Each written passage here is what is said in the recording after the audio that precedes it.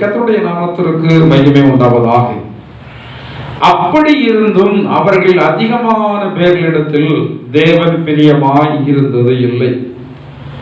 இது யாரை குறித்து சொல்லப்படுகிறது என்றால், ஆண்டவர் நேசிக்கிற இஸ்ரவேல் ஜனங்களை குறித்து தான் சொல்லப்பட்டிருக்கிறது. ஆண்டவராகிய தேவன் தெரிந்தெடுத்ததான ஜாதி இஸ்ரவேலர்கள். இந்த பூமியில எல்லா ஜனங்களை விட ஆண்டவர் இஸ்ரவேல் ஜனங்களை மகா அன்போடு கூட அவர்களை தெரிந்தெடுத்து அவருடைய பிள்ளையாக அங்கீகரித்து வைத்திருந்தார். எனவே இந்த இஸ்ரவேல் ஜனங்களுடைய வாழ்க்கையில என்ன கஷ்டங்கள் வந்தாலும் ஆண்டவராகிய தேவனுக்கு அது கொஞ்சம் கூட சகிக்காது, கொஞ்சம் கூட பொறுக்காது. இருந்தால் அவர் நேசித்ததான ஜனங்கள்.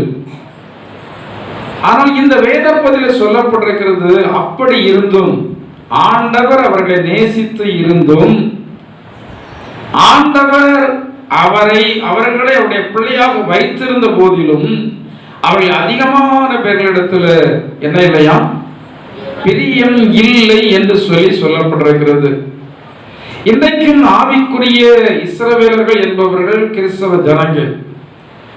இவர்கள் மனம் திரும்பி இருந்தாலும், இவர் ரட்சிக்கப்பட்டிருந்தாலும், பரிசுத்த ஆவியினுடைய அபிஷேகத்தை பெற்றிருந்தாலும், ஆவிக்குரிய சபையிலே கடந்து வந்து கர்த்தருடைய நாமத்தை ஆராதனை செய்தாலும் கூட கர்த்தருடைய வார்த்தை சொல்கிறது, அதிகமான பேர்களிடத்துல எனக்கு என்ன இல்லை, பிரியமில்லை. மனுஷர்களை பிரியப்படுத்தும்படியாக நாம் அதிகமாக விரும்புகிறோம். கிறிஸ்தவ ஜனங்கள் முதலாவது ஆண்டவரை பிரியப்படுத்த வேண்டும். அதற்கு அடுத்தாற் போலதான் நாம் மனிதர்களை பிரியப்படுத்த வேண்டும். சாமுவேல் மனிதனை குறித்து பார்க்கிறோம். தேவனுக்கும் மனுஷருக்கும் பிரியமாக அவர் என்ன செய்தாராம், நடந்து கொண்டார். முதலாவது நாம் தேவனை பிரியப்படுத்த வேண்டும். வாசியுங்கள், கலாத்தியருக்கு எழுதின நிருபம் 1ஆம் அதிகாரம் 10வது வசனத்தை வாசியுங்கள். கலாத்தியருக்கு எழுதின நிருபம் 1ஆம் அதிகாரம் 10வது வசனத்தை வாசியுங்கள். இப்பொழுது நான் மனுஷரையா தேவனையா யாரை நாடி போதிக்கிறேன்? மனுஷரையா பிரியப்படுத்த பார்க்கிறேன். நான் இன்னும் மனுஷரை பிரியப்படுத்தினார், பிரியப்படுத்துகிறவனாய் இருந்தால் நான் கிறிஸ்துவின் ஊழியக்காரன் அல்ல. நான் இன்னும் மனுஷரை பிரியப்படுத்துகிறவனாய் இருந்தால் நான் தேவனுடைய பிள்ளை அல்ல என்று சொல்லி அப்போஸ்தலனாகிய பவுல் அங்கே எழுதி வைத்திருக்கிறார். தேவனுடைய பிள்ளைகளுக்கு முதலாவது ஆண்டவரை பிரியப்படுத்த வேண்டும் என்றதான எண்ணம், நோக்கம் இருந்து கொண்டே இருக்க வேண்டும். சில வேளைகளிலே நீங்கள் ஆண்டவரை பிரியப்படுத்தினால் மனிதர்கள் உங்கள் மேல என்ன செய்ய மாட்டாங்க, பிரியம் கொள்ள மாட்டாங்க. மனுஷரை பிரியப்படுத்துகிறோம் என்று சொல்லி இன்றைக்கு அநேக ஜனங்கள் யாரை வேதனைப்படுத்துகிறார்கள்? ஆண்டவரை வேதனைப்படுத்துகிறார்கள். இந்த இஸ்ரவேல் ஜனங்கள் ஆண்டவரை அவர்கள் வேதனைப்படுத்தினார்கள், விசனப்படுத்தினார்கள், ஆண்டவரை விசுவாசியாமல் போனார்கள். இவ்விதமாக இருந்தபடினால்தான் இந்த இஸ்ரவேல் ஜனங்கள் பேர்ல யாருக்கு பிரியமில்லாமல் போய்விட்டது? ஆண்டவருக்கு பிரியமில்லாமல் போய்விட்டது. நீங்கள் உங்களை சோதனை பண்ணி பார்க்கணும். ஆண்டவர் என் மீது எப்படி இருக்கிறாரா? மனுஷன் பிரியமாய் இருக்கிறான், பிரியமாய் இல்லாம போறான், அதை பற்றி பேச்சே கிடையாது. ஏன்னா இன்னைக்கு பிரியம், நாளைக்கு பிரியம் இல்லை. அதுதான் வாழ்க்கை. இன்னைக்கு இணை பிரியாத நண்பர்கள், நாளைக்கு ஜென்ம விரோதிகள். இதுதான் வாழ்க்கை, இதுதான் மனிதர்கள். மனிதனுடைய அன்பெல்லாம் இதுதான், உறவுகள் எல்லாம் இதுதான். எந்த உறவா இருக்கட்டும் சொல்லுவாங்க, பிராண சிநேகிதர்னு சொல்லுவாங்க. பிராண சிநேகிதர்களா இருந்தாலும் அதுதான் கதை. ஆனா மனுஷன் பிரியம் கொள்ளுகிறான், பிரியம் கொள்ளாமல் போகிறான். அதை பற்றி நாம் நினைத்து பார்க்கவே அவசியம் இல்லை. அனுதினமும் நாம் சோதனை பண்ணி பார்க்கணும். ஆண்டவர் என் மேல, நீங்க ஆண்டவர்கிட்ட கேட்கலாம், ஆண்டவரே என் மேல நீங்க பிரியமா? உங்க சந்தேகம் ஆண்டவர்கிட்ட கேட்டா அவர் பிரியமாக இருக்கிறேன் என்பதை செயல்பாடுகளை வெளிப்படுத்தி காட்டுவா. நீங்க தைரியமா சொல்லணும், மனுஷன் என் மேல் பிரியமா இல்லாவிட்டாலும் பரவாயில்லை, ஆண்டவர் என் மேல் பிரியமாக இருக்கிறார், அது எனக்கு போதுமானது. ஆண்டவர் நம்ம பேர்ல பிரியம் இல்லாமல் இருந்தால் நாம் அநேக வேளைகளில் மனிதரால் கைவிடப்படுவோம், தேவனால கைவிடப்படுவோம். நிறைய நேரங்களில் ஆண்டவருக்கு நாம் பிரியம் இல்லாததை செய்கிறபடினால் ஆண்டவருக்கு நம்மேல் இருக்கிறதான பிரியம் எல்லாம் போய்விடுகிறது. உன்னத பாட்டு ஒரு அற்புதமான வேத பகுதி. அதுல அநேக இடத்துல சொல்லப்பட்டிருக்கிறது. ஆண்டவர் அவருடைய பிள்ளையாகிய மணவாட்டியை குறித்து அவர் சொல்ற, என் பிரியமே, என் பிரியமே, என் பிரியமே. சுமார் 10 இடத்துல சொல்லப்பட்டிருக்கிறது. அந்த உன்னத பாட்டுல சுமார் 10 இடத்துல மறுபடி சொல்லப்பட்டிருக்கிறது, என் பிரியமே, என் பிரியமே.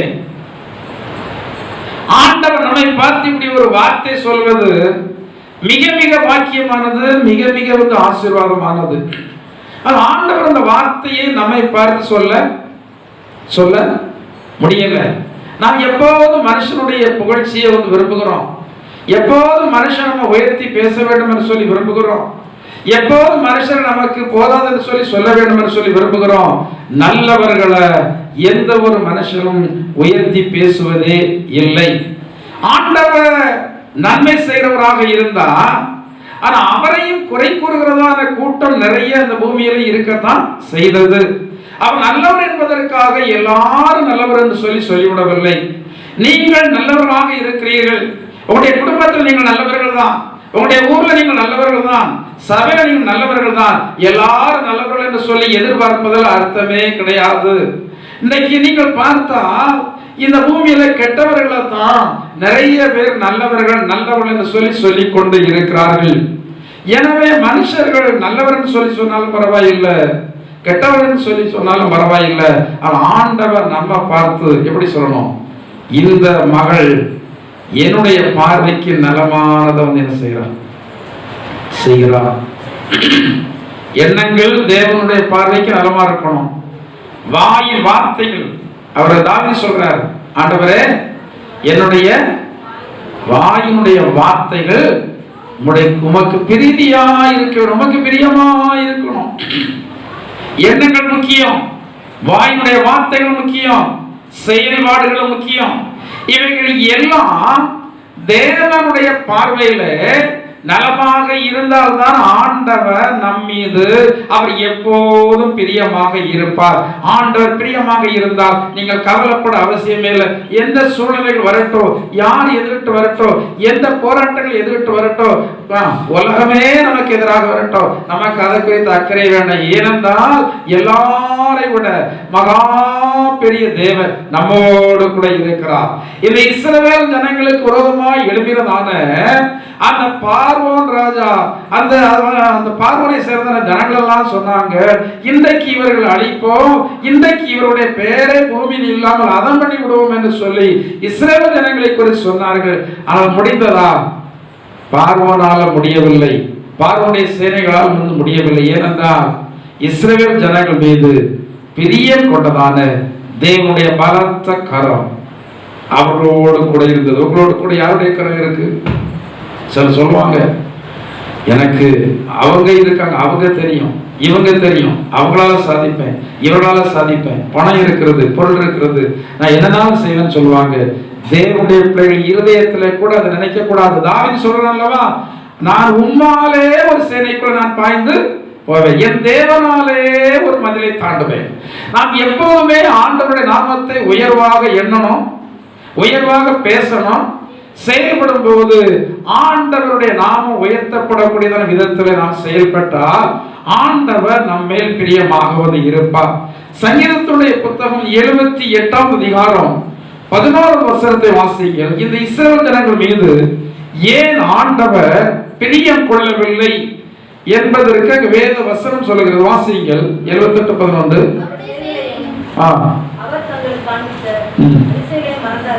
அவருடைய செயலையும் அவர் தங்களுக்கு காண்பித்த அதிசயங்களையும் என்ன செய்தார்களாம்? பொதுவா மனுஷனுக்கு மறதி அதிகம், அப்படிதானே? மறதி யாருக்கெல்லாம் அதிகம் இருக்கு? எனக்கெல்லாம் மறதி நிறைய இருக்கு. மறதி நிறைய இருக்கிறவங்க ஆசீர்வதிக்கப்பட்டவங்க. என்ன பாஸ் அப்படி சொல்றீங்க? ஆமா, உண்மையிலே ஆசீர்வதிக்கப்பட்டவங்க. அவங்க இருதயத்துல கசப்பு அதிகம் இருக்காது. ஏன்னா எல்லாம் மறந்துடும்ல. ஒரு மாசத்துக்கு முன்னாடி அவங்க என்ன பேசினாங்க மறந்துடும். எதுக்காக சட்டை போட்டாங்க மறந்துடும். அந்த சட்டை போடும்போது என்ன பயங்கரமான வார்த்தைகள்லாம் பேசினாங்க எல்லாம் என்ன செய்யணும்? அப்படி இல்லையா? எல்லாம் மறந்துடும். மறதி நமக்கு ஒரு ஆசீர்வாதம் தான். ஆனா பைபிள்ல சொல்லப்பட்டிருக்கிறது, நம்ம எல்லாவற்றையும் மறந்தாலும் தேவனுடைய செயலையும் தேவன் நமக்கு காண்பித்த அற்புதங்களையும் என்ன செய்திடக்கூடாது, மறந்து விடக்கூடாது. மறதியின் பூமியில இருக்கிறோம், மறதி நமக்கு இருக்கதான் செய்கிறது. மறந்து விடும் என்றால் நாம் எழுதி வைத்துக் கொள்ள வேண்டும். அப்பப்போ நம்ம அதை எடுத்து என்ன செய்யணும், பார்க்கணும். இந்த வருஷத்தில் ஆண்டவர் எனக்கு இந்த நன்மையை செய்தார், இப்படி இப்படிலாம் பிரச்சனை இந்த நன்மை செய்தார்.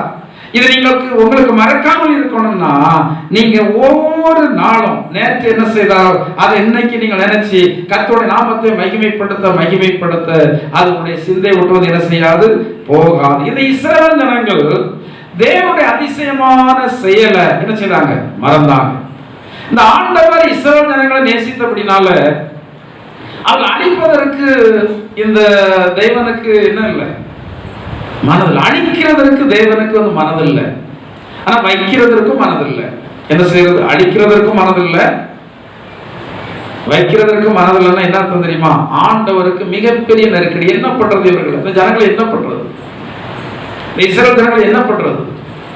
நாம அந்த இஸ்ரவேல் ஜனங்கள் மேல் அன்பு வைத்திருக்கிறோம். அவர் சொல்றாரு, நான் உங்கள் மேல் அன்பு வைத்திருக்கிறேன், ஆனா நீங்களோ அந்த அன்புக்கு பாத்திரமா என்ன செய்யல, நடக்கவில்லை. ஒரு வசனம் நீங்கள் வாசித்து பார்த்தால் எசேக்கியேலுக்கு எழுதின தீர்க்கதரிசன புத்தகத்துல 20வது அதிகாரம் என்று சொல்லி நினைக்கிறேன். நீங்கள் வாசித்து பார்த்தால் அங்கே சொல்லப்பட்டிருக்கிறது. எசேக்கியேல் 20வது அதிகாரத்துல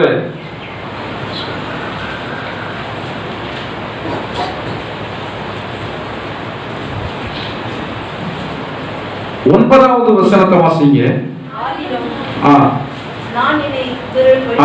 8 வாசிங்க.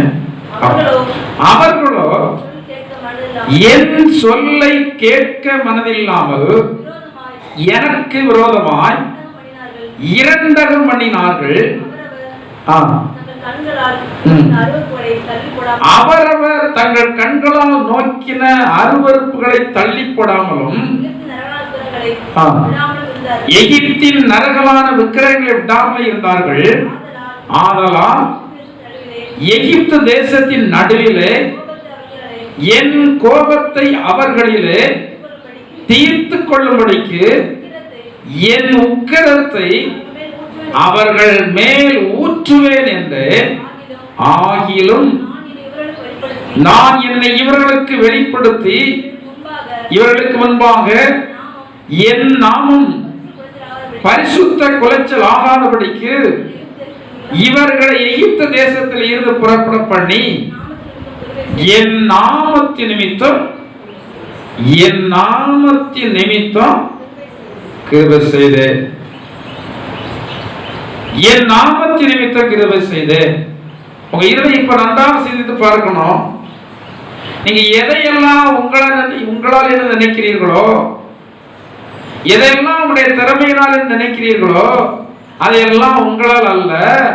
வேதம் சொல்கிறது, ஆகிலும் அவருடைய நாமத்தின் நிமித்தம் நான் உங்களுக்கு என்ன செய்தேன், கிருபை செய்தேன்.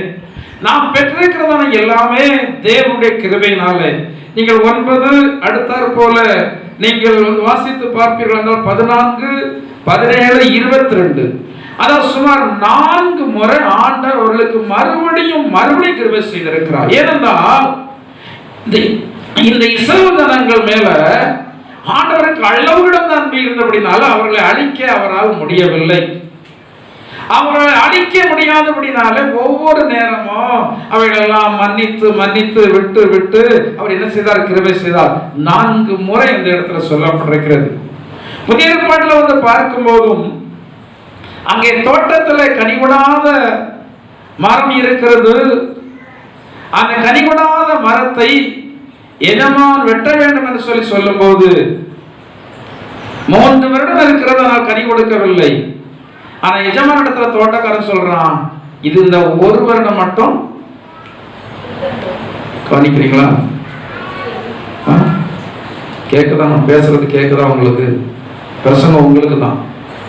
நீங்க கேட்டால் பிரசங்கம், இல்லைன்னா பிரசங்கம் என்ன இல்லை, பிரசங்கம் தேவையில்ல. நீங்க கேட்கலாம், என்ன தேவையில்லை, சும்மா முன்னாடி முடிச்சிடலாம். நம்ம தான், நம்மகிட்ட யாரும் கேள்வி கேட்க மாட்டாங்க. பிரசங்கம் தேவையில்லை, கரெக்டாக ஆராதனை பண்ணிட்டு எத்தனை மணிக்கு முடிச்சிடலாம். உங்களுக்கு பிரசங்கம் தேவைன்னு எல்லாரும் ஏக முடிவு எடுத்தா 12 மணிக்கு முடிச்சிடலாம். எனக்கு ஈஸி தானே, இருக்கும் தானே. பிரசங்கம் யாருக்கு? உங்களுக்கு. பிரசங்கத்தை கேட்டால் பிரசங்கம் பண்ணுகிறதான எனக்கும் நல்லா இருக்கும். அதே மாதிரி வசனம் வாசிக்கிறவங்களும் ஒழுங்கா கரெக்டான முடி வாசித்தா அந்த பிரசங்கமும் சரியா. இங்க வாசிக்கிற மாதிரிலாம் வாசித்தா அந்த காலத்துல உள்ள ஊழியக்காரங்க வெளியே போய் சொல்லிடுவாங்க, வாசிக்கிறதுன்னு சொல்லிடுவாங்க. அந்த ஆவியானவர் வருகிறதான ஸ்பீடுக்கு ஈடு கொடுத்து போகணும்னா நடக்கிற பாட்டு, ஆராதனை, வசன வாசிப்பு எல்லாம் அது கரெக்டா போகணும்னா அவைகள் எல்லாவற்றிலையும் ஈடுபடுகிறது பரிசுத்த ஆவியினுடைய அபிஷேகத்தை பெற்றவர்களா இருந்தா தான் அது கரெக்டா போகும். இசை வாசிக்கிறவங்க பரிசுத்தனுடைய அபிஷேகத்தை பெற்றிருந்தா தான் கரெக்டா வாசிக்க முடியும். இல்லை எவ்வளவு பெரிய இசையமைப்பாளராக இருந்தாலும் ஆவிக்குரிய பாடல்களுக்கு வாசித்துக் கொள்ள முடியாது. எவ்வளவு பெரிய மெத்த படிச்ச டபுள் டிகிரி வாங்கின ஆளா இருந்தாலும் சபையில் வந்து வசனம் வாசிக்கணும் தான், பரிசுத்த ஆவியினுடைய வழிகாட்டுதல் இருந்தால் தான் அவர்களால் சரியா வந்து என்ன செய்ய முடியும், வாசிக்க முடியும். அந்த சரியான வாசிப்பு இருந்தால்தான் அந்த பிரசங்கமும் கரெக்டா என்ன செய்யும், போகும். நீங்களும் பிரசங்கத்தை கவனிச்சால்தான் நான் வந்து பிரசங்கத்தையும் கரெக்டா பண்ண முடியும். எனவே பிரசங்கத்தை கொஞ்சம் ஆர்வமா வந்து என்ன செய்ய, கவனிங்க. சரி, அங்கே வந்து சொல்லப்பட்டிருக்கிறது 3 வருடம் அந்த மரம் கனி கொடுக்கவில்லை. 4வது வருட ஆரம்பத்துல எஜமான் வந்து பார்க்கிறாரு, கனி இல்லைன்னா உடனே தோட்டக்காரனை பார்த்து சொல்றாரு, இது ஏன் இந்த நிலத்தை கெடுக்கிறது, இதை வெட்டி போடுவோம். அப்ப தோட்டக்காரன் சொல்றான், இது இந்த 1 வருடம் மட்டும் இருக்கட்டும், நான் இன்னும் கொஞ்சம் அதற்கு அதிக சிரத்தை எடுக்கிறேன், கொஞ்சம் சுற்றி கொத்தி எரி போட்டு தண்ணீர் பாய்க்கிறேன், அது கனி கொடுத்தால் பார்ப்போம், இல்லாவிட்டால் அதை வெட்டி போடுவோம். எத்தனை வருடம்? எத்தனை வருடம்? இங்க இந்த புதிய ஏற்பாடுல எசேக்கியேல் ஆகிலும் 4 முறை. அந்த 4 முறைக்குள்ள அவர்கள் வந்து என்ன தரணும், அவர்களை என்ன செய்யணும், மனம் திரும்பி விட வேண்டும். நம் வாழ்க்கையில எத்தனையோ காரியங்கள்ல ஆண்டவர் நமக்கு மன்னிப்பு கொடுத்து விட்டுட்டே இருக்கிறார். ஆனா மன்னிப்பு மனிதர்களுக்கு தேவன் பேர்ல அன்பை கொடுப்பதற்கு பதிலாக மன்னிப்பு இன்றைக்கு மனிதர்களுக்கு இருமாப்பை வந்து உண்டாக்குறது. எவனுக்கு அதிகம் மன்னிக்கப்படுகிறதோ அவன் ஆண்டவரிடத்துல அதிக அன்பாய் இருப்பான். உங்களுக்கு எத்தனையோ வேலைகளில நீங்கள் ஆண்டுக்கு பிரியமில்லாத காரியத்தை செய்றீங்க, உணர்வுள்ளதான இருதயம் அதை உணர்ந்து ஆண்டவரிடத்துல, ஆண்டவரே நான் தெரியாம அல்லவா செய்துட்டேன் அப்படின்னு சொல்லி என்ன கேட்கிறாங்க, மன்னிப்பு கேட்கிறாங்க. சில வேளைகள் நம்ம வந்து ஜனங்களிடத்துல பேசுகிறோம், பேசும்போது நம்முடைய வார்த்தையினால ஜனங்கள் வந்து சங்கடப்படுறாங்க. அது கூட நல்ல தேவனுடைய பிள்ளைகளுக்கு மனசு கஷ்டமா இருக்கிறது. உடனே யார் இடத்துல போறாங்க, ஆண்டவரிடத்துல போறாங்க, ஆண்டவரே நான் பேசினேன், அவங்க வருத்தப்பட்ட மாதிரி இருக்கிறது, ஆண்டவரே எனக்கு அதை வந்து என்ன செய்யுங்க, மன்னிங்க. மன்னிப்பு கேட்கிறது இன்னைக்கு மனிதர்களுக்கு வந்து ரொம்ப குறைந்து விட்டது. இந்த மன்னிப்பு கேட்கிறதான பழக்கம் ஜனங்களுக்கு குறைவாக இருக்கிறபடினால கிறிஸ்தவ ஜீவியத்தில் அவர்கள் நாளுக்கு நாள் கீழே வந்து கொண்டே இருக்கிறார்கள். நீங்கள் ஆண்டவரிடத்துல ஒவ்வொரு நாள், ஆண்டவரே என்ன மன்னிங்க, என்னுடைய பிள்ளைகளை மன்னிங்க. யோபு என்றதான தேவனுடைய மனுஷன் அவருடைய பிள்ளைகளுக்காக என்ன செலுத்துவான்? அது காரணம் என்ன சொல்றான் தெரியுமா? என்ன சொல்றான்? ஒருவேளை பாவத்தை பார்க்கல அவன் நினைக்கிறான், ஒருவேளை என்னுடைய பிள்ளைகள் என்ன செய்திருப்பாங்க, பாவத்தை செய்திருப்பாங்க. இந்த பிள்ளைகள் மீது உள்ளதான அன்பினாலே, இந்த பிள்ளைகள் ஆசீர்வதிக்கப்பட வேண்டும் என்ற காரணத்தினாலே, பிள்ளைகளுடைய வாழ்க்கையில் வந்திருக்கிறதான பாவம் இந்த பிள்ளைகளுக்கு கஷ்டத்தை கொடுத்து விடக் கூடாது என்றபடினாலே இந்த யோபு அவர் மேல் வைத்ததான அன்பை பலி செலுத்தி அவன் வந்து வெளிப்படுத்துகிறான். எத்தனை பேர் உங்களுடைய பிள்ளைகளுக்காக நீங்கள் வந்து மன்னிப்பு கேட்கிறீங்க? எத்தனை பேர் கேட்கிறீங்களா? ஆண்டவரே என் பிள்ளை செய்த பாவத்துக்கு நான் மன்னிப்பு கேட்டு என்ன பிரயோஜனம்? சில பாவங்கள், அதாவது மரணத்துக்கு ஏதுவல்லாத பாவம் இருக்கு பைபிள்ல. மரணத்துக்கு ஏதுவான பாவம், மரணத்துக்கு ஏதுவல்லாத பாவம். மரணத்துக்கு ஏதுவல்லாத பாவத்தை ஒருவன் செய்தா அந்த பாவத்திற்காக சபையில 30 வந்து மன்னிப்பு கேட்டா கூட அது மன்னிக்கப்படுமா? எனவே தான் சொல்லப்பட்டிருக்கிறது, ஒரு மனுஷன் சபையில வந்து வியாதியோடு வந்தா மூப்பர் அவனுக்காக பாவரிக்கை செய்து ஜெபம் பண்ணணும். அப்போ அந்த ஜெபத்தை கர்த்தர் கேட்டு அவனுக்கு என்ன கொடுப்பாராம்? அவனுக்கு சுகம் கொடுப்பார் என்று சொல்லப்பட்டிருக்கிறது. அப்ப நம்முடைய பிள்ளைகள் ஆசீர்வாதத்தோடு இருக்கணும்னா நம்முடைய பிள்ளைகளுக்காக, மனைவி கணவனுக்காக, கணவன் மனைவிக்காக என்ன செய்யணும்? மன்னிப்பு கேட்கிறீங்களா? நான் நித்தம் மன்னிப்பு கேட்கிறேன். நான் சொல்றேன், நான் செய்யாத சொல்ல முடியாது. உங்கள்கிட்ட என்ன கேட்கணும்? ஜோம் இருக்கிறீங்களா? ஆண்டவரே, சொல்லாலும் சொல்லாலும் செயலாலும் சிந்தையாலும் சொல்லாலும் செயலாலும் சிந்தையாலும். இந்த சிந்தையை வந்து நாம் ஏன் சேர்க்கணும்னா, பைபிள்ல சொல்லப்பட்டிருக்கிறது சகல எண்ணங்களையும் நியாயத்து இருக்கிறதா காலம் இருக்கு. எண்ணம் கூட சரியில்லைன்னா நியாயத்து இருப்பு வந்துருமா? இந்த எண்ணம் வந்து மனுஷர்களுக்கு தெரியாது. நம்முடைய இதயத்தில் அந்தரங்கத்தில் இருக்கிறதான காரியம் தெரியாது. நீங்க ஜனங்கள் மீது வைத்திருக்கிறதான விரோதம் தெரியாது, இதயத்தில் வச்சிருக்கிறீங்க. ஜனங்கள் மேல் வைத்திருக்கிறதான பொறாமை இதயத்தில் வச்சிருக்கிறீங்க, தெரியாது. இதையெல்லாம் ஆண்டவர் வந்து நியாயம் தீர்ப்பா. இதெல்லாம் பாவம் தான், இதெல்லாம் அக்கிரமம் தான். எனவே நம்முடைய ஜெபத்துல செயல் மட்டுமல்ல, வார்த்தை மட்டுமல்ல, இந்த எண்ணங்களும் சேர்க்கப்பட வேண்டும். ஆண்டவரே, சொல்லாலும் செயலாலும் சிந்தையாலும் என்னுடைய மனைவி, என்னுடைய கணவன், என்னுடைய மகள், என்னோடு இருக்கிறதானவர்கள் செய்ததான பாவத்தை எல்லாம் என்ன செய்ய? மன்னிக்க. மன்னிப்பு கேட்கிறது ஜனங்களுக்கு பிடிக்கிறது இல்லை. சிலர் ஆண்டவரிடத்தில் மன்னிப்பு கேட்பாங்க, ஆனா யாரிடத்துல வந்து மன்னிப்பு கேட்கறது இல்லை. சகோதர சகோதரிடத்துல மன்னிப்பு கேட்கறது இல்லை. மன்னிப்பு கேட்கறதுல ஒண்ணுமே வந்து குறைந்து போய் விடாது. இன்னைக்கு நிறைய பேருக்கு மன்னிப்பு கேட்கறதுல பழக்கம் இல்லாதபடினாலதான் ஆண்டவர் உங்களுடைய குறைகளையும் மன்னிக்க முடியவில்லை. நீங்கள் மன்னியாமற் போனால் உங்கள் பரமபிதா உங்களுடைய தப்பிதங்களை மன்னியாதிருப்பார். நீங்கள் மற்றவர்கள் செய்தான குறைகளை வந்து மன்னிக்க வேண்டும், குற்றங்களை மன்னிக்க வேண்டும். நீங்கள் மற்றவர்கள் செய்த குற்றங்களை மன்னிக்காமல் தேவனுடைய சன்னிதானத்தில் காணிக்கை கொண்டு வந்தாலும் கூட அது வந்து என்ன செய்யாது. சிலர் கொடுக்கிறதான காணிக்கையெல்லாம் அங்கீகரிக்கப்படுகிறதே இல்லை. ஏனென்றால் வேதத்தில் சொல்லப்பட்டிருக்கிறது, உன்னை குறித்து உன் சகோதரனுக்கு குறைச்சல் உண்டு என்று நீ காண்பாயானால் நீ பலிபீடத்தின் இடத்துல உன்னுடைய காணிக்கையை வச்சுட்டு போய் நீ அவனிடத்துல என்ன செய்ய?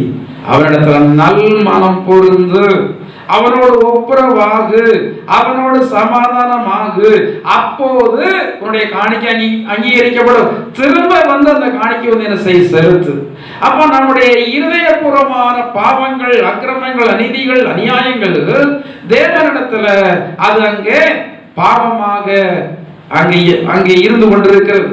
இவைகள் எல்லாம் மன்னிக்கப்பட வேண்டுமானால் நாம் ஆண்டவரிடத்துல அனுதினமும் நம்முடைய குறைகள் குற்றங்களை அறிக்கை செய்ய வேண்டும். இந்த இஸ்ரவேல் ஜனங்கள் 4 முறை ஆகிலும் என்று சொல்லி ஆண்டவர் 4 முறை அவர்களுக்கு வந்து மன்னிப்பு கொடுத்ததான போதிலும் அவர்கள் என்ன திரும்பல?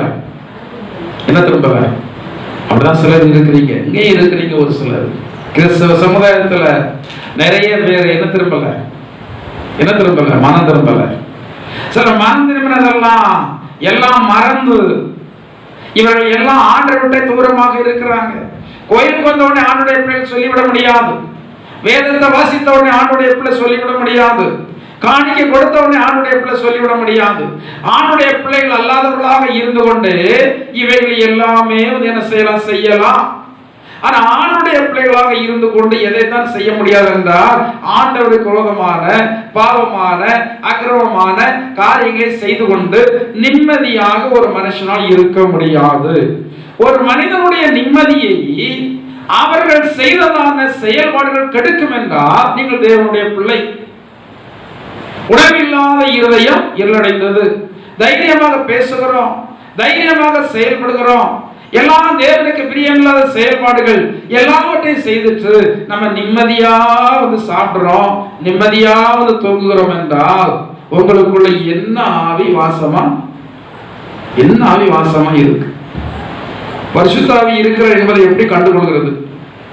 இன்னைய வரைக்கும் இருக்கிற சிலருக்கு சந்தேகம். நான் பரிசுத்தாவி பெற்றிருக்கேன், நான் இல்லை, இன்னைய வரைக்கும் சிலர் சந்தேகம், நான் பரிசுத்தத்தை பெற்றிருக்கிறேனா, நான் பரிசுத்தத்தை பெற்றிருக்கிறேனா. எப்படி அடையாளம் கண்டுகொள்வது? எப்படி அடையாளம் கண்டுகொள்வது? எப்படி அடையாளம் கண்டுகொள்வது? அந்நிய பாஷை பேசின அடையாளம் கண்டுகொள்ளலாமா? சில இடங்கள்ல என்ன பேசினா போதும், அந்நிய பாஷை பேசினா போதும், என்ன பெற்றிருக்கிறீங்க? அன்னைக்கு யாரோ சொன்னாங்க, அவங்க இங்கிருந்து போனவங்க தான், போன சபையில எல்லாரையும் எழுப்பி விட்டு, இப்ப எல்லாரும் கட்டாயம் என்னத்தை பேசணும், இப்ப எல்லாரும் கட்டாயம் அந்நிய பாஷை பேசணும். அந்நிய பாஷை வரலையா, ராரா ரீ ரீ, இதுதான், இது எந்த ஆயுமே பெறண்டாம். இது யாரா இருந்தாலும் இந்த வார்த்தையை வந்து என்ன செய்யலாம், சொல்லலாம். அந்நிய பாஷை என்பது பரிசுத்த ஆவியினுடைய அடையாளம் என்று சொல்லி நினைத்து விடவே வேண்டாம், ஏமாந்து போய்விடுவீங்க. அந்த அந்நிய பாஷை ஆண்டவர் வரமா தந்தால் ஒழிய யாராலும் பேச முடியாது. சொல்ல போன இயேசு கிறிஸ்து பூமியில 3 வருஷம் உழைத்து செய்தாரு. அவர் எங்கேயுமே என்ன பேசல, அந்நிய பாஷை பேசல. ஆனா அப்போஸ்தலனாகிய பவுல் சொல்றாரு, நான் வந்து ஆவியில 10,000 வார்த்தைகள் அந்நிய பாஷையில பேசுவதை விட எல்லாருக்கும் கருத்தை உணர்த்தும்படியாக சில வார்த்தைகள் பேசுவதே அது மேலாக இருக்கும் என்று சொல்லி சொல்கிறார். அந்நிய பாஷை வந்து பரிசுத்தருடைய அடையாளம் இல்லை. அதினதினுடைய கனியினால அந்தந்த மரத்தை அறிவீர்கள். நீங்கள் என்ன மரம்?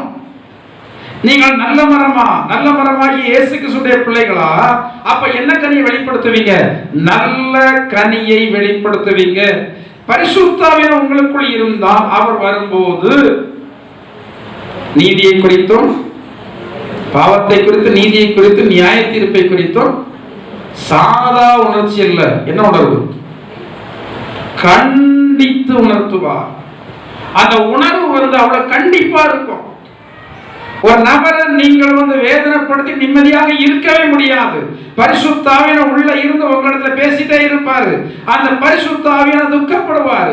ஒரு சின்ன ஒரு தவறு செய்தால் கூட, சில நபர் தவறு செய்வதற்கு நாம அறியாமல் காரணமாக இருந்தால் கூட நம்மளுடைய இருதயம் வந்து அங்க அமைதலாக என்ன செய்யாது, இருக்காது. சில வேளைகளில் சூழல் நிமித்தமாக சிலருக்கு நன்மை செய்கிறோம் என்று சொல்லி அவர்களுக்கு நாம் தேவனுக்கு பிரியமில்லாத காரியத்தை செய்திருக்கிறோம்.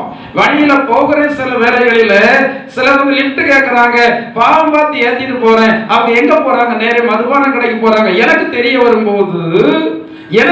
வரும்போது நான் அதற்காக மன்னிப்பு கேட்க வேண்டியது இருக்கிறது. அவர்கள் செய்த பாவத்திற்கு நான் அல்லவா உடன்பட்டிருக்கிறேன், அறியாமல் நடந்து விட்டது. வேண்டும் என்று சொல்லி வா நான் அழைத்துக் கொண்டு போகிறேன் சொல்லி அழைத்துக் கொண்டு போகவில்லை, அறியாமல் நடக்கிறது. சில வேளைகளிலே மற்றவர்கள் செய்த பாவத்திற்கு நாம காரணமாக அமைந்தால் கூட நம்முடைய இருதயம் எப்படி இருக்காது? அமைதலோடு இருக்கவே இருக்காது. அதுதான் பரிசுத்த ஆவியை பெற்றிருக்கிறீர்கள் என்பதற்கான அடையாளம், அத்தாட்சி.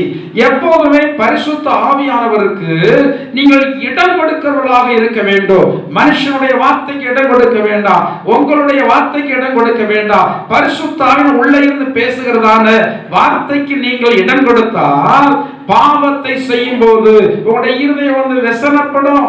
அநீதியான காரியங்களை செய்யும் போது உங்களுடைய இருதயம் வந்து என்ன செய்யும்? விசனப்படும். பாவத்தை குறித்தோ நீதியை குறித்தோ நியாய தீர்ப்பு உண்டு என்பதை குறித்தோ அவர் கண்டித்து உணர்த்துவார். இந்த தாவீது என்றதான தேவனுடைய மனுஷன் பரிசுத்த ஆவியை அவர் பெற்றிருந்தபடினால அங்கே சொல்லப்பட்டிருக்கிறது.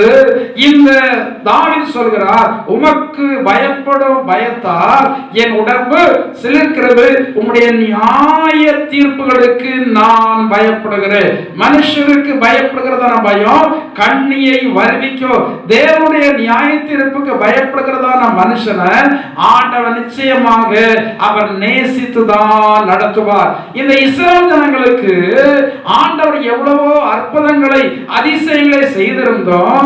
அவர்கள் தேவனுடைய செயலையும் அவருடைய அதிசயமான செயல்களையும் அவர்கள் மறந்துவிட்டு அவர்கள் அந்நிய தெய்வங்களையும் அந்நிய தேவதைகளையும் வழிபட ஆரம்பித்து விட்டார்கள். பாகாலையும் அஸ்தரோத்தை அவர்கள் வழிபட்டார்கள். ரெம்பான் என்னும் நட்சத்திர ராசியை அவர்கள் சப்பரமாக சுமந்து கொண்டு போனதாக வேதத்தில் சொல்லப்பட்டிருக்கிறது. இக்கட்டு வந்த உடனே ஆண்டவர் இடத்துல வருவாங்க. இந்த இக்கட்டு வந்து கொஞ்சம் விசாலம் வந்த உடனே மற்ற எல்லா ஜனங்களும் தேடுகிறதான அந்த தெய்வத்தை தேட ஆரம்பித்து விடுவார்கள். இருக்கிறார்கள். இன்றைக்கும் சில இடங்களில் கிறிஸ்தவ ஜனங்கள் அப்படிதான் இருக்கிறாங்க. நன்றாக ஆண்டவருக்காக வாழ்வாங்க. அப்போஸ்தலனாகிய பவுல் சொல்வார், அவர் சொல்லுகிறார், நன்றாக நீங்கள் ஓடினீர்களே, சத்தியத்திற்கு நீங்கள் செவி கொடாமல் போக உங்களை மயக்கிறவர் யார்? அநேக வேளைகளிலே நாம் சத்தியத்தின்படி நடக்க முடியாதவாறு சில ஜனங்களால் தவறாக வழிநடத்தப்படுகிறோம்.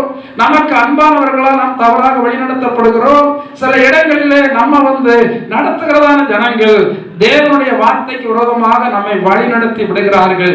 அப்படி வழிநடத்தப்படும் போது ஆண்டவர் நம்மை குறித்து அதிகமாக என்ன பண்றார்? விசனப்படுறார். ஆண்டவர் நம்மை குறித்து எப்போதும் மகிழ்ச்சி அடைய வேண்டும்.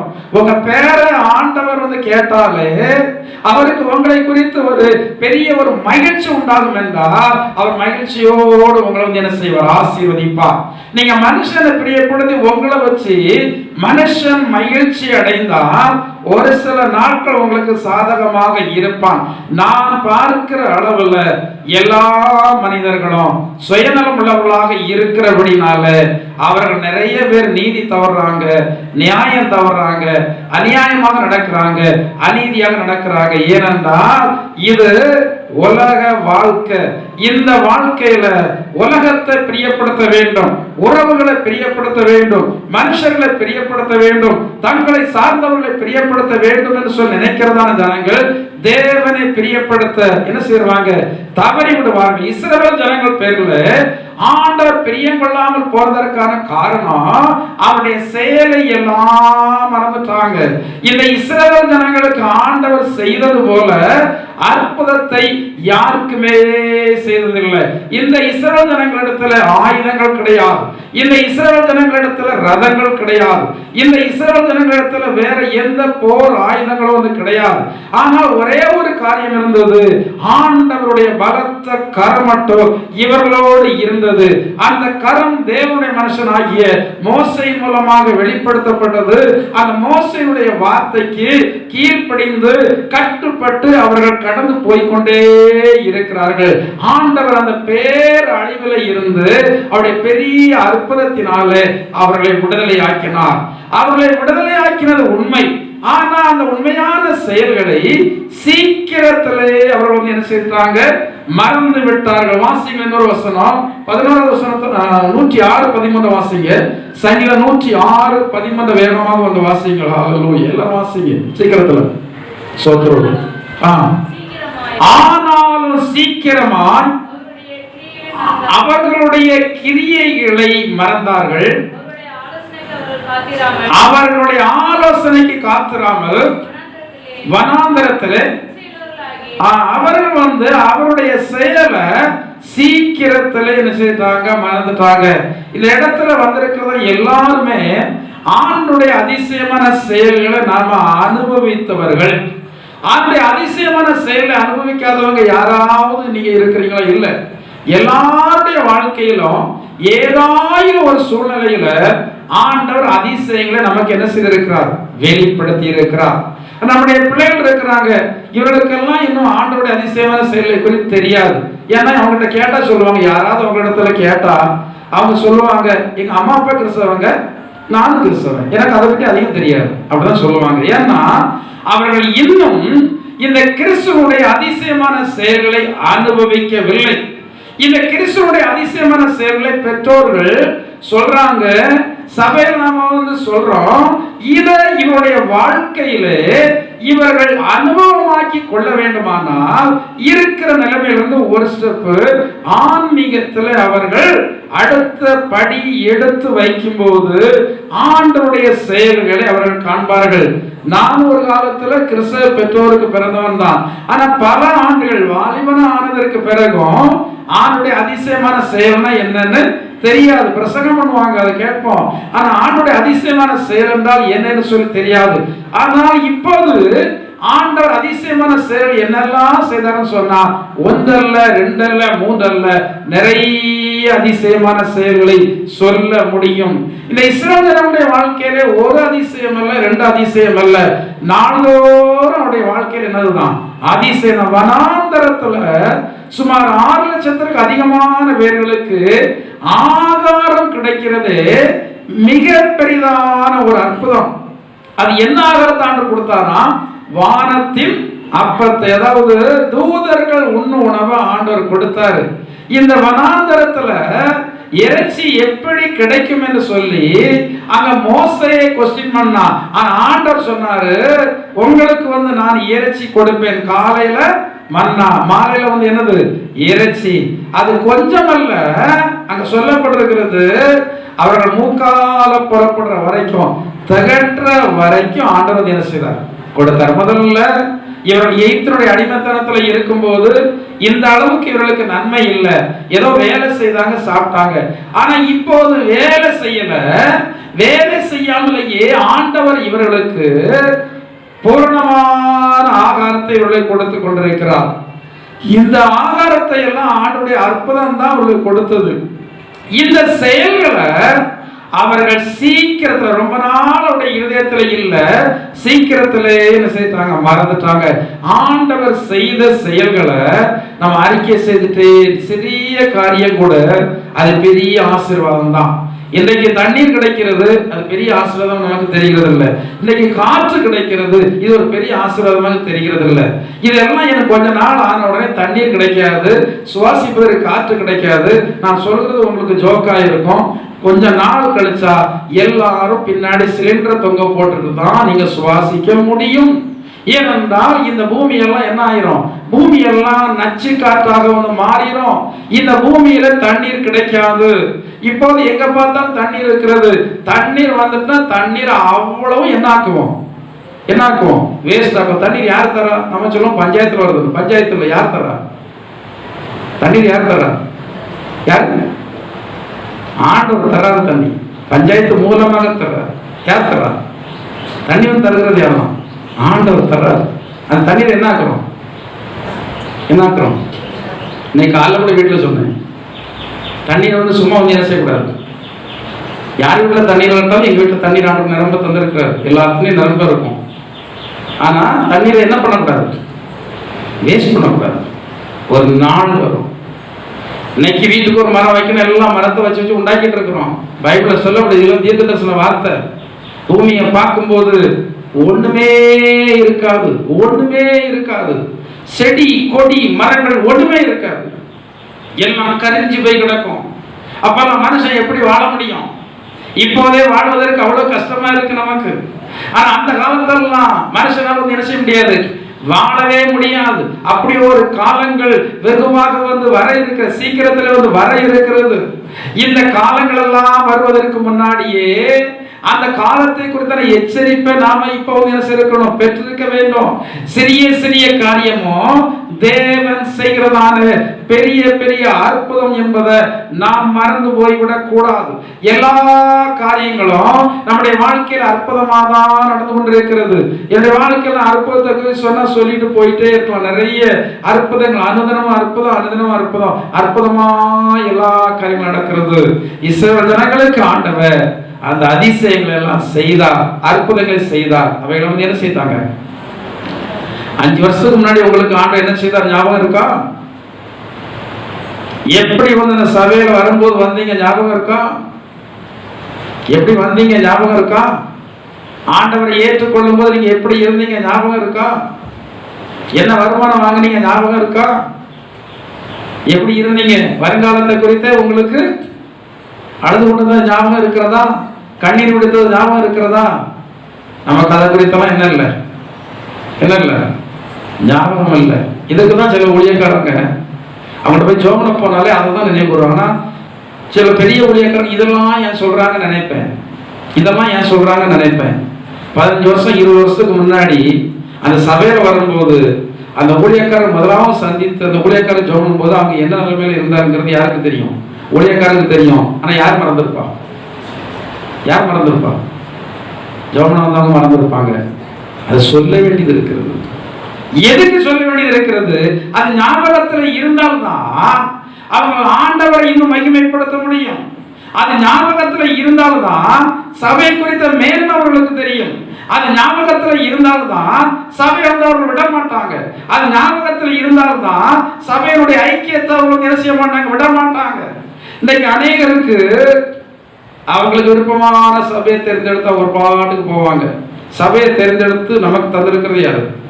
எனக்கு ஊழியத்தை தேர்ந்தெடுத்து ஆண்டவர் இங்க தந்திருக்கிறார். அதனால நான் இருக்கிறேன். நான் குடியிருக்கிற இடம் 1% கூட எனக்கு விருப்பம் இல்லாத இடம். ஆனா ஏதோ என் பைபிள்ல சொல்லப்பட்டிருக்க குடியிருப்புடைய எல்கைய யார் நியமிக்கிறார்? ஆண்டவர் நியமிக்கிறார். குடியிருப்புடைய எல்கைய ஆண்டவர் நியமிக்கிறார். எல்லாரும் அவரவர்கள் விரும்பினதான இடத்தெல்லாம் குடியிருக்க முடியாது. ஆண்டவர் தான் குடியிருப்பு எல்கையை நியமிச்சு தந்திருக்கிறார். அப்படி நம்முடைய வாழ்க்கையில நம்முடைய விருப்பம் இல்லாமலேயே அநேக காரியங்கள், ஆசீர்வாதங்களை எல்லாம் ஆண்டவர் நினைச்சிருக்கிறார், தந்திருக்கிறார். உங்களுடைய வாழ்க்கையிலும் நீங்கள் விரும்பாவிட்டால் சில நன்மைகள் ஆண்டவர் தந்தார். நீங்க விரும்பாவிட்டாலும் நீங்கள் விரும்பாத ஒரு வேலையை தந்தார். ஆனா அந்த வேலைகளை நீங்கள் செய்வதற்கு ஆண்டவர் உதவி செய்து அந்த வேலையின் வழியிலே ஆண்டவர் உங்களை நடத்திட்டு வர்றாரு. அப்ப ஆரம்ப நாட்கள்ல நீங்கள் எப்படி இருந்தீங்க என்னதான ஒரு எண்ணம் உங்களுடைய இருதயத்தில் இருந்தால்தான் ஆண்டவருடைய நாமத்தை நீங்கள் எப்போது என்ன செய்ய முடியும்? மகிமைப்படுத்த முடியும். ஆண்டவருடைய நாமத்தை மகிமைப்படுத்துவது அல்லாமல் தேவனுடைய சபையில நீங்கள் தொடர்ந்து கடந்து வந்து கர்த்தருக்காக நீங்கள் ஒரு விசுவாச ஜீவியம் அடுத்தபடியாக வாசியுங்கள். சங்கீதம் 78வது அதிகாரத்துல 21வது வசனத்தை வாசிங்க.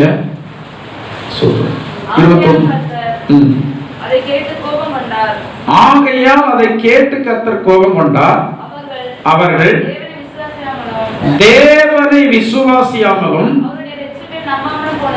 அவருடைய ரட்சிப்பை நம்பாமலும் போனதினால் யாக்கோபுக்கு விரோதமாய் அக்கினி பற்றி எரிந்தது, இஸ்ரவேலுக்கு விரோதமாய் கோபம் கொண்டது போது அவர்கள் அவிசுவாசம் உள்ளவர்களாக மாறினார்கள். நன்மையை பெறாதவர்கள் இல்லை. இந்த இஸ்ரவேல் ஜனங்களுக்கு பக்கத்துல வந்து செங்கடல் வந்து என்ன செய்கிறது? மதுரா நிற்கிறது. இதெல்லாம் மகா பெரிய அற்புதம். இதையெல்லாம் அனுபவித்த, இதையெல்லாம் பார்த்ததான இந்த இஸ்ரவேல் ஜனங்களுக்கு எந்த சூழ்நிலையிலையும் விசுவாசம் போகவே கூடாது. மலையே உருண்டு விழுந்தாலும் விசுவாசம் போகவே கூடாது. ஆனா இவர்களுக்கு என்ன வந்துட்டான்? என்ன வந்துட்டு? நமக்கு என்ன வருது சில வேளைகள்ல? வருதா வரலையா? என்ன வாழ்க்கை இது? இப்படிதான் இருக்கும். எப்போதுமே அவிசுவாசத்தை நாவல என்ன செய்யக்கூடாது? மரணமும் ஜீவனும் நாவின் அதிகாரத்தில் இருக்கும். இருதயத்தினுடைய எண்ணங்கள் ஆண்டவருக்கும் உங்களுக்கு தான் தெரியும். ஆனா யாருக்கு தெரியாது?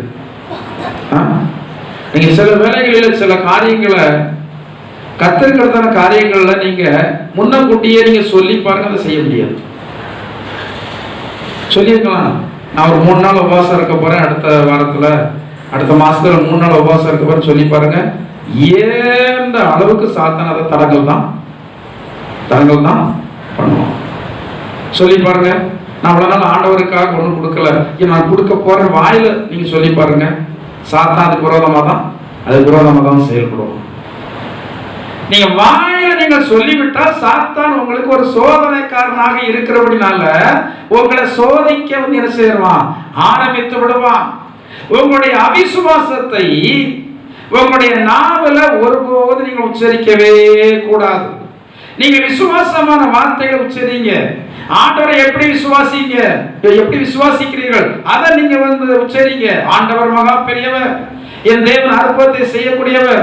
உங்களுடைய வாழ்க்கையில பலவீனம் இருக்கலாம், ஆனா நீங்க சொல்லுங்க, என்னை பலப்படுத்துகிற கிறிஸ்துனால எல்லாவற்றையும் செய்ய எனக்கு பலம் உண்டு. என் பலனாகிய கர்த்தர் என்னோடு கூட இருக்கிறார், அவர் என்னை பலப்படுத்துவார். பரிசுத்த ஆவியானவர் பலமுள்ளவர், அவர் என்னோடு இருக்கிறார். இதை நீங்க அறிக்கை செய்து கொண்டே இருங்க. இதை அறிக்கை செய்து கொண்டே இருந்தா உங்களுக்கு விரோதமா செயல்படுகிறதான சாத்தானுடைய கிரியைகள் எல்லாம் அப்படியே ஒண்ணுமில்லாம போயிடும். ஆனா இது விட்டுட்டு நம்ம என்ன வார்த்தையை நம்ம வந்து அறிக்கை செய்யறோம், அவ்வளவுதான், இன்னொரு அவ்வளவு ஒண்ணும். அதை மாதிரி பிள்ளைகளை கொடுத்து அப்படிதான், அவன் விளங்கிட மாட்டான், எங்களுக்கான அறிகுறியே அறிக்கை செய்யறோம். அதை யார் பிடிச்சிருக்கிறான்? ஏற்கனவே அவனை ஆட்டி படைக்கிறது யார் தான் ஆட்டி படைக்கா? சாத்தான் தான் ஆட்டி படைச்சிட்டு இருக்கிறான். இதுல வேற அந்த சாத்தானுக்கு இன்னும் கொஞ்சம் என்ன போடுறாங்க, இவங்களுடைய அவிசுவாசத்தினால் அதுக்கு இன்னும் கொஞ்சம் தூபம் போடுறாங்க. அப்ப இன்னும் கொஞ்சம் வேலை செய்வான். சாத்தான் தான் வேலை செய்கிறான் என்பதை நீங்கள் அறிந்து விட்டீர்கள் என்றால் அந்த சாத்தானுக்கு நீங்கள் இருதயத்தில் இடம் கொடுக்க கூடாது, நாவின் வார்த்தைகளிலேயும் இடம் கொடுக்கவே கூடாது. நாவினுடைய வார்த்தைகள் அவிசுவாசமான வார்த்தைகளாக இருந்தால் சாத்தான் நிச்சயமாக உங்களை மேற்கொண்டுதான் ஆவான். நீங்கள் விசுவாசத்தை அறிக்கை செய்யுங்க. சாத்தானை உன்னால் ஒன்றும் செய்ய முடியாது, பொல்லாதாவிய உன்னால் ஒன்றும் செய்ய முடியாது.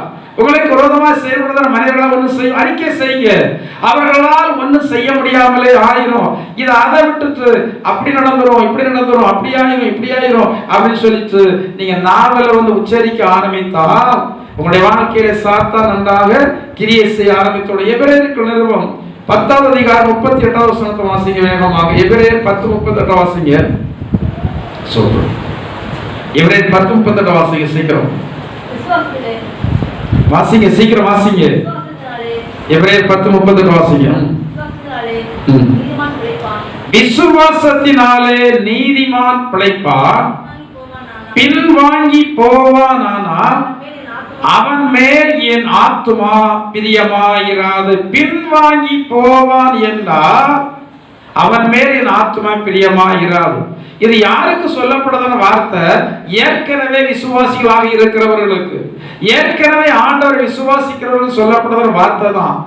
எது ஒரு மனுஷனை பின்வாங்க செய்கிறது? விசுவாசத்திலிருந்து எது ஒரு மனுஷனை பின்வாங்க செய்யும்? தாமதம். காலதாமதம் ஆகும்போது நமக்கு என்ன வந்துருது? விசுவாசியுடைய தகப்பன் யாரு? ஆபிரகாம். இந்த ஆபிரகாமுக்கு காலதாமதம் ஆச்சு.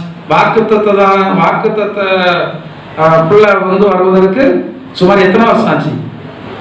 25 வருஷம் ஆச்சு. ஆனா அந்த தாமதம் ஆபிரகாமுக்கு அவிசுவாசத்தை கொடுக்கல. காலதாமதம் ஆன போது அவன் விசுவாசத்துல என்னன்னா வல்லவனான, விசுவாசத்துல வல்லவனானா. தாமதமாக ஆக நமக்கு விசுவாசத்துல வளர்ச்சி வரணும். விசுவாசத்துல வளர்ச்சி வருவதற்கு தான் சில காரியங்கள் ஆண்டவர் தாமதம் பண்ணி வைத்திருக்கிறார். இந்த ஆபிரகாம் விசுவாசத்துல வளர்ந்தான். ஆனா ஏவாளுக்கு கொஞ்சம் சாராளுக்கு கொஞ்சம் அவிசுவாசம் வந்துட்டு. எனவே தான் அவ சொல்றா, இந்த என் வீட்டு வேலைக்காரி ஆகாரால அவளால எப்படி இவா வீடு கட்டப்படும்? என்ன அறிக்கை செய்யறான்? அவளாலே ஆகிலும் என்னுடைய வீடு, அவளால் வீட கட்டப்படும், அவளால் வீடு இடிக்காதப்படும். ஆனா இவன் சொல்ற, இவனுடைய கொஞ்சம் அறிவினால சொல்றா, அவளால என் வீடு கட்டப்படட்டும், நீர் அவளை உமக்கு மனைவியாக்கி கொள்ளும் என்று சொல்லி இந்த சாராள் சொன்னதுனால இந்த ஆபிரகாம் இந்த ஆகாரை சேர்ந்து ஒரு குழந்தையை பெற்றெடுத்தால் அந்த குழந்தைக்கு பேர் என்னது? அந்த குழந்தையை பெற்றெடுத்தது அன்னைக்கோடைய போச்சுது, அந்த ஆபிரகாம் குடும்பத்தோடைய போச்சுது. இன்னைய வரைக்கும் அது பிரச்சனை தான். அந்த சாராள் என்னதான ஆபிரகாமுடைய மனைவி அவசரப்பட்டு விசுவாசத்தோடு இருக்க முடியாமல் அவிசுவாசம் கொண்டு இவள் இப்படிப்பட்டதான ஒரு தவறு செய்தது இன்றைக்கு பல ஆயிரம் சந்ததிகள் இன்றைக்கு என்ன செய்கிறது? பாதிக்கப்பட்டிருக்கிறது. ஆனா நாம என்ன செய்யறோம்னா சில காரியங்களை செய்துட்டு மன்னிப்பு கேட்டா அதோட எல்லாம் செய்யறோம், எல்லாம் சரியாயிரும். அவ்வளவுதான். சரியா? என்னனாலும் செய்வோம். நான் என் விருப்பத்தின்படி என்னனாலும் செய்வேன். அது ஒருவேளை ஆண்டவருக்கு பிரியமா இல்லாட்டா ஆண்டவரே மன்னிச்சுக்கணும் ஆண்டவரே சொல்லுவேன். சரியாயிரும். சரியாயிருமா? சில காரியங்கள் நீங்க சாகிற வரைக்கும் சரியாகாது. சில காரியங்கள் செத்த பிறகு சந்ததியில் இருக்கும். செத்த பிறகு பேசிட்டு இருப்பாங்க உங்களுக்கு சந்ததியில் இருக்கும். இப்படி எங்க அம்மா ஒரு காரியத்தை பண்ணிட்டா, இப்படி எங்க அப்பா ஒரு காரியத்தை பண்ணிட்டாரு, நாங்க கிடந்த அந்த பாடுகள் நாங்க இன்னைக்கு பட்டுட்டு இருக்கோம். சந்ததிகள் கூட சில காரியங்களை பாதிக்கும். எனவேதான் கிறிஸ்தவர்கள் ஒரு அடி எடுத்து வச்சாலும் எப்படி எடுத்து வைக்கணும்? ரொம்ப பார்த்து தான் எடுத்து வைக்கணும். மற்ற ஜனங்கள் அடி எடுத்து வச்சுட்டே போவாங்க, சரியில்லைன்னா இறங்கி அடுத்த வேற வழியில போவாங்க. நம்ம அப்படி போக முடியாது. இந்த சாராள் வேகமா போனா திரும்ப அந்த வழியில திரும்பியும் வர முடியாது. அதே வழியில தான் போக அங்க நேர்ந்தது. அதே வழியில போற அப்படினால நிறைய சங்கடங்கள் பிரச்சனைகளை அனுபவித்தது போல நாம் அனுபவித்து விடக் கூடாது என்பதற்கு தான் தேவனுடைய போதனைகள் நமக்கு திருஷ்டாந்தங்களாக எழுதி வைக்கப்பட்டிருக்கிறது. இந்த ஆபிரகாம் நாள் ஆக ஆக அவனுக்கு என்ன விசுவாசத்துல என்ன வந்தது? வளர்ச்சி வந்தது. சில காரியங்களை தாமதப்படுத்தி வச்சிருப்பார். ஏன்? எதற்கு தெரியுமா? தேவன் செய்கிறதான செயல்களை மனுஷன் ஏன் வச்சிருக்கிறார்? ஏன் செய்யறாரு? ஏன் நம்ம சிலர் நம்மளை விட்டு பிரிக்கிறார்? ஏன் சிலர் தேவையே இல்லாம நம்மகிட்ட சட்டை போட்டு போறாங்க? தெரியும், ஒண்ணுமே தெரியாது. ஆனா எதாவது இருந்தாலும் என்ன செய்யணும்? ஏன் என்று கேட்க உரிமை இல்லை. எதையும் தாக்கும் இதயம் தாரும் என்று ஆண்டவரிடத்துல கேட்டுட்டு நம்ம பாட்டுக்கு போயிட்டே இருக்கணும். நடக்கிறது நடந்து கொண்டே இருக்கட்டும், என்னதான் நடந்தாலும் நடந்து கொண்டே இருக்கட்டும். நம்ம ஆண்டவரை பார்த்து நமக்கு நியமித்திருக்கிறதான ஓட்டத்துல நம்ம பாட்டுக்கு போயிட்டே இருக்கோம். அந்த பிரச்சனை நீங்கள் காரணம் இல்லை அல்லவா? நீங்கள் போயிட்டே இருங்க. நீங்கள் காரணமா இருந்தா சிந்திக்கணும். சில பிரச்சனைகள் யாராவது காரணமா இருப்பாங்க. தேவையில்லாம யாராவது உங்களை விரோதிச்சிருப்பாங்க. போகட்டும், அவர்கள் போன போயிட்டே இருக்கட்டும். நீங்க ஓட்டத்தை நிறுத்தாதங்க, நீங்க போயிட்டே இருங்க. நமக்கு நியமித்திருக்கிறதான ஓட்டத்துல பொறுமையோடு ஓட கடவோம். அவிசுவாசம் என்பது உங்களுடைய ஆன்மீக ஜீவியத்தை மட்டுப்படுத்திடும். உங்களுக்கு வர வேண்டியதன் ஆசீர்வாதங்கள் எல்லாம் கெடுத்துரும். உங்களுக்கு இருக்கிறதன் ஆசீர்வாதங்களை அது சாபமாக்கி போட்டுரும். இந்த ஆபிரகாம் அவர் தேவன் கொடுப்பார்னு சொல்லி நம்பிக்கொண்டிருக்கிறார். இந்த சாராள் அதில் தலையிடாம இருந்திருந்தா அந்த குடும்பம் நல்லா இருந்திருக்கும், சந்ததிகளும் நன்றாக இருந்திருக்கும். எனக்கு அன்பான தேவனுடைய ஜனங்களை, பின்வாங்கி போனால் நம்ம மேல யாருக்கு பிரியம் இருக்காது. முன் வைத்த காலை வைக்க கூடாது. நான் சிலர்கிட்ட சொல்ல, சில ஜோனா வருவாங்க, அவங்கள்ட்ட கேள்வி விளக்கமா கேட்பேன். வைத்தியம்லாம் பார்த்தாச்சா கேட்பேன். நம்ம கேட்கக்கூடாதுதான். வைத்தியம்லாம் பார்த்துட்டீங்களா? சரி, வேற ஏதாவது கோயிலுக்கு உங்களுக்கு போக வேண்டியது இருக்கா? சிலருக்கு பக்கத்தில் இருக்க கோயில் நல்லா இருக்காது, 50 கிலோமீட்டருக்கு அங்கே போகணும், அங்கதான் விசுவாசம் இருக்கும், அவங்க அங்கே போயிட வேண்டியதான். அங்கே விசுவாசம் இருந்தா ஏன்னா அங்கதான் நடக்கும். எங்க விசுவாசம் இருக்குது அங்கதான் நடக்கும். இனி எங்கெல்லாம் போக வேண்டியது இருக்கு, எல்லா இடம் போயிட்டு எப்போ வந்தா போதும், போன அவசரம். எல்லா இடம் எங்கெங்கெல்லாம் போகணுமோ அவ்வளவு இடம் போயிட்டு கடைசியில் வாங்க. அப்பந்தான் உங்களுக்கு என்ன வரும்? என்ன வரும்? விசுவாசம். இல்லைன்னா இங்க வந்ததுக்கு பிறகு அங்க போயிருக்கலாமே, அவங்க அப்படி சொன்னாங்களே, இந்த ஒரு வைத்தியம் மட்டும் பார்த்துருக்கலாமே, அந்த எண்ணங்கள் அதுக்கு பிறகு வந்து வரும். அந்த எண்ணங்கள் இருக்கும்போது இங்க அற்புதம் நடக்கவே நடக்காது. வேதத்தில் ஒரு வசனத்தை நீங்கள் வாசித்து பாருங்க. மத்தேயு 13ஆம் அதிகாரம் 58ஆம் வசனத்துல இயேசு கிறிஸ்துவுடைய காலத்துல உள்ளதான காரியங்கள் சொல்லப்பட்டிருக்கிறது. அவர்களுடைய அவிசுவாசத்தின் நிமித்தம் அவர் அங்கே அநேக அற்புதங்களை செய்ய முடியவில்லை. அவருடைய அவிசுவாசத்தின் நிமித்தம் ஆண்டவராகிய இயேசுவாலேயே அற்புதம் செய்ய முடியவில்லை என்றால், இந்த இடத்துல வருகிறதான உங்களுக்கு விசுவாசம் இல்லாவிட்டால் என்னால ஒரு அற்புதமும் நடக்காது. இயேசுவோட நான் பெரியவன் அல்ல, இயேசு மகா பெரியவர். அவரையே அவருடைய சொந்த ஊர் ஜனங்க வந்து என்ன செய்யல, நம்பல, விசுவாசிகள். அவங்க சொல்றாங்க, இவர் தச்சனுடைய குமாரன் அல்லவா, இன்னைக்கு என்ன இவ்வளவு இதா பேசிட்டு இருக்கிறாரு, இன்னைக்கு என்னமோ பெரிய அற்புதம் இவர் மூலம் நடக்குன்னு சொல்லிட்டு இருக்காங்க. அப்ப ஒரு மாதிரி ஏளனமா பேசுறபடினால இந்த இயேசு அவருடைய சொந்த ஊர்ல அற்புதங்களை செய்யவே முடியவில்லை. உங்களுக்கு அற்புதம் நடக்கணும்னா, உங்களுக்கு ஆசீர்வாதம் வரணும்னா, முதலாவது ஆண்டவரை வந்து விசுவாசிக்கணும். இரண்டாவது ஆண்டவருடைய சானபதியாய் இருக்கிறதான தேவனுடைய ஊழியக்காரன் ஜெபிக்கிறதான ஜெபத்தை வந்து விசுவாசிக்கணும். இங்க மோசேயுடைய நாட்களை இஸ்ரவேல் ஜனங்களுக்கு சொல்லப்பட்டிருக்கிறது. இந்த இஸ்ரவேல் ஜனங்கள் கர்த்தரையும் அவருடைய தாசனாகிய மோசேயையும் என்ன செய்தார்களாம்? விசுவாசித்தார்கள். ஊழியக்காரனாகிய என் மூலமாக ஆண்டவர் அற்புதத்தை செய்வார் என்று விசுவாசம் இருந்தால் தான் அற்புதம் நடக்கும். நீங்கள் விசுவாசிகளாக இருக்கிற எந்த நிலையிலும் எந்த சூழ்நிலையிலையும் விசுவாசத்தை விட்டு என்ன செய்யக்கூடாது. சோதனை வரத்தான் செய்யும், வராம இருக்காது. சில நெருக்கங்கள் இருக்கத்தான் செய்யும். நான் ஒன்று நினைத்துக் கொள்ளுங்க, எந்த சூழ்நிலையிலும் ஆண்டவர் மட்டும் உங்களை விட்டுட்டு போகவே மாட்டார். அவர் போகவே மாட்டார். மனுஷனை வந்து உங்களோட வச்சிருந்தா ஒரு நெருக்கம் வரும்போது உங்களை கை காட்டி விட்டு அவன் போயிடுவான். உங்களை கை காட்டி விட்டுட்டு அவனை பாட்டுக்கு என்ன செய்வான் போயிடுவான். இவங்க தான் காமிச்சுட்டு அவங்க பாட்டுக்கு போயிடுவாங்க. நிரந்தரமாக உங்களோட இருக்கிறவர் யார்? மட்டும்தான், ஆண்டவர் மட்டும்தான். எனவே சூழ்நிலைகள் எதுவாக இருந்தாலும் சரி, அந்த ஆண்டவர் மேல் வைக்கிறதா விசுவாசத்தை என்ன செய்யறாங்க, விட்டுறாதாங்க. இன்னும் அநேக காரியங்களை சொல்லலாம். நான் வேகமாக கடந்து போகிறேன். 78:18 சொல்லப்பட்டிருக்கிறது, அவர்கள் விரும்பினதை ஆண்டவர் என்ன செய்தான். சங்கீதம் 78:18 சொல்லப்பட்டிருக்கிறது, அவர் விரும்பினதை ஆண்டவர் என்ன செய்தான், கொடுத்தார். வாசிங்க 18.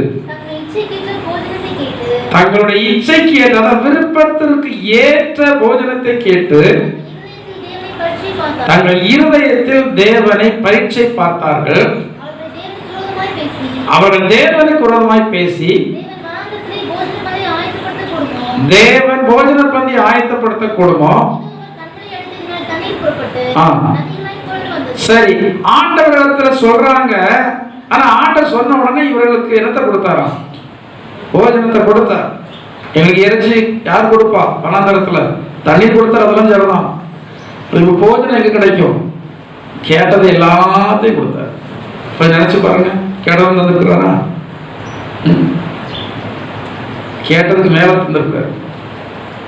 அப்படி இல்லையா? ஒரு சிலர் கேட்டதுக்கு மேல தந்திருக்காரு. நீங்க நினைச்சிருப்பீங்க, ஒரு 10-20 வருஷத்துக்கு முன்னாடி நமக்கு நல்ல ஒரு ஆகாரம் தந்து நல்ல வஸ்திரம் தந்து நம்ம குடும்பத்துக்குள்ள போய் நல்லா வச்சிருந்தா போதுமே நினைச்சிருப்பீங்க. அதை விட ஒரு ஸ்டெப் மேலதான் வச்சிருக்காரு. சரி, இவ்வளவு மேல வச்சதற்கு பிறகும் ஏன் வந்து ஆண்டவர் தந்திருக்கிறதான காரியங்கள் பேர்ல உங்களுக்கு வெறுப்பு வரல?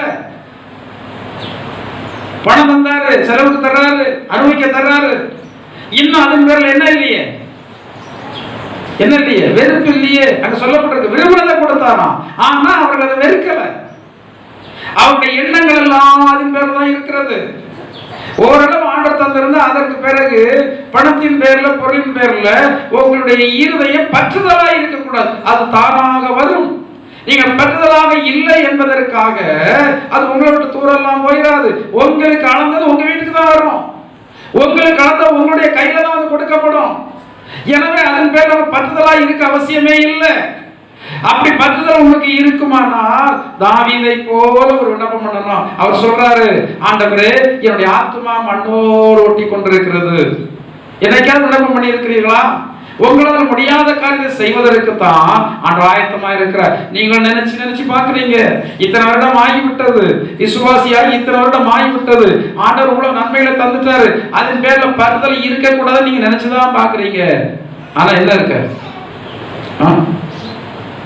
பணத்தின் மேல என்ன இருக்கு?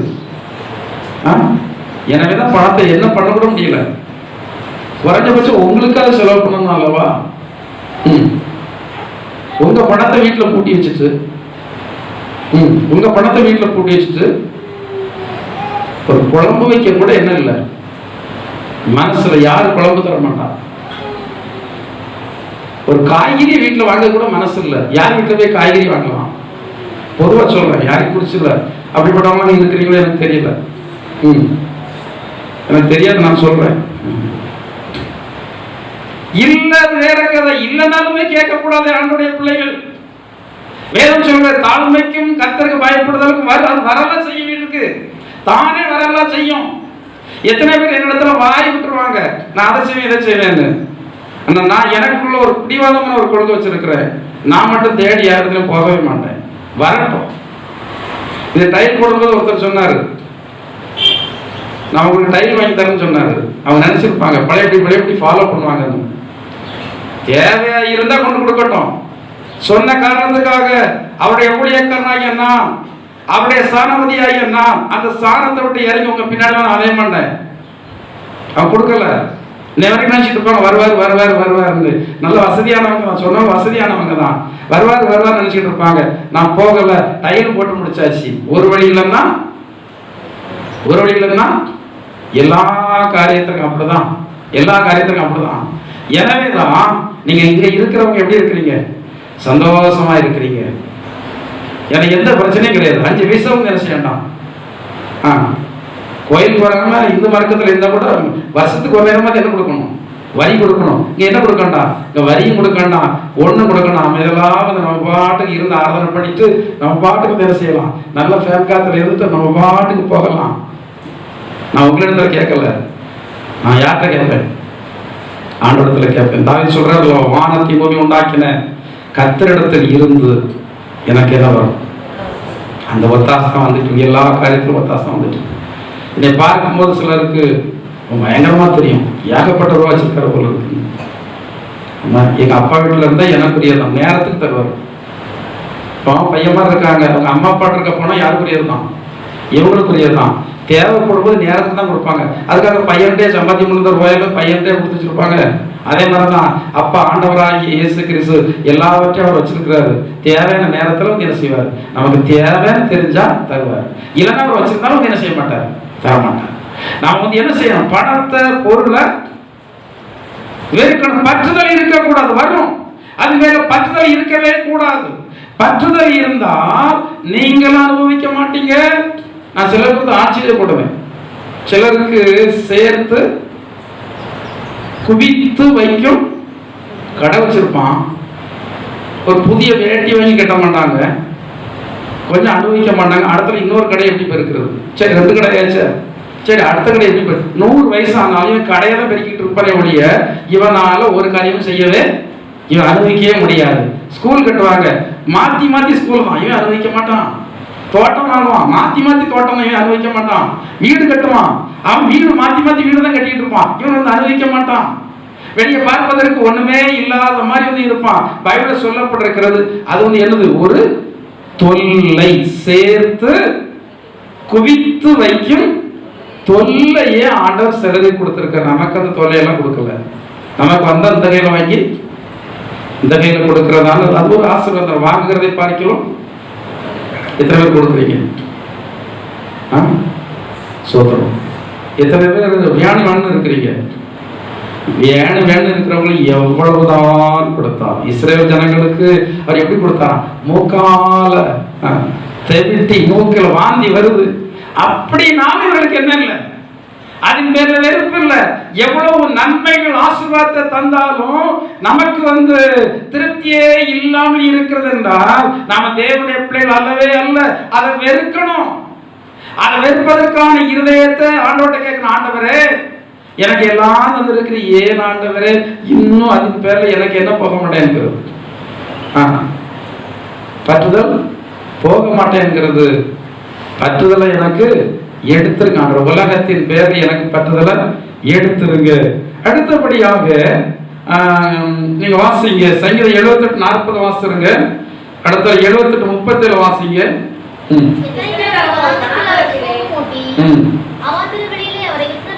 78:37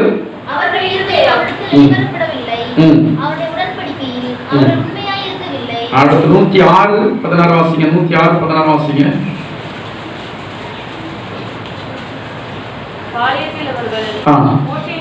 மோசேயின் மேலும் கர்த்தருடைய பரிசுத்தனாகிய ஆரோனின் மேலும் பொறாமை கொண்டார்கள். சரி போதும். அதுல 3 பகுதி வாசித்தோம். முதலாவது தேவனை விசனப்படுத்தினாங்க.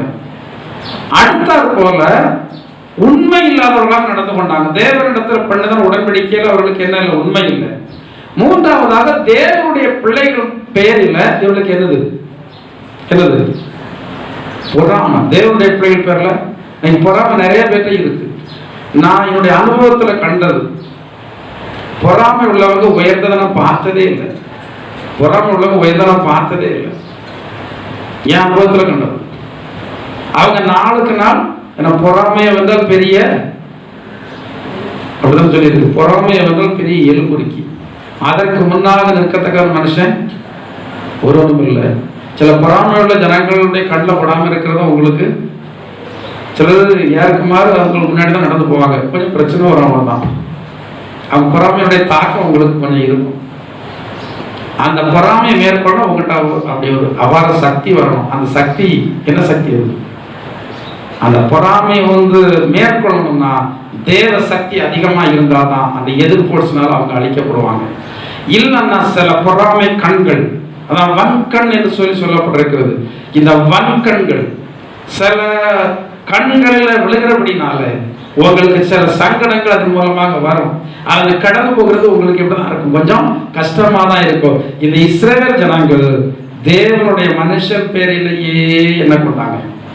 ஒரு தேவனுடைய பிள்ளை நல்லா இருந்தா சந்தோஷப்படணுமா விசனப்படணுமா? சொல்லுங்க, சத்தமா சொல்லணும். சந்தோஷப்படணும்.